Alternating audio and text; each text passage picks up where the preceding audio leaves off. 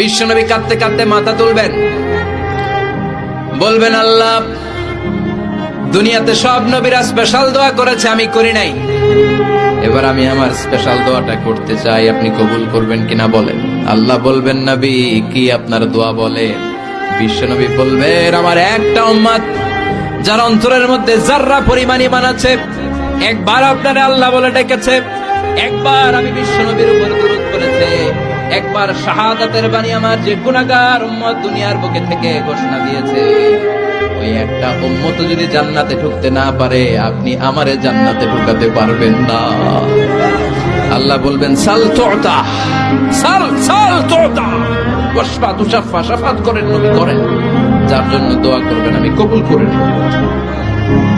দুনিয়াতে বিশ্বনবী কম কষ্ট সহ্য করে নাই। 3 বছর শিয়াবে আবি তালেবে জেল খেটেছে। কয় বছর?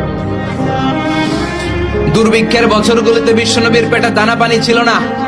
কলিজার টুকরা হাসান হুসাইন কই মাছের মতো ছটফট করেছে, জামিনে ক্ষুধার জ্বালায় বেহুশ হয়েছিল। বিশ্বনবী যদি ওই স্পেশাল দোয়াটা করতেন, জান্নাত থেকে খাবারের বস্তা পাঠিয়ে দিত কে? ওই দোয়া করছিলেন?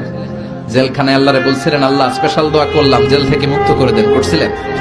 যুদ্ধের ময়দানে নিজের দাঁত ভেঙেছে, উহুদের ময়দান সাক্ষী বিশ্বনবীর মুবারক রক্তে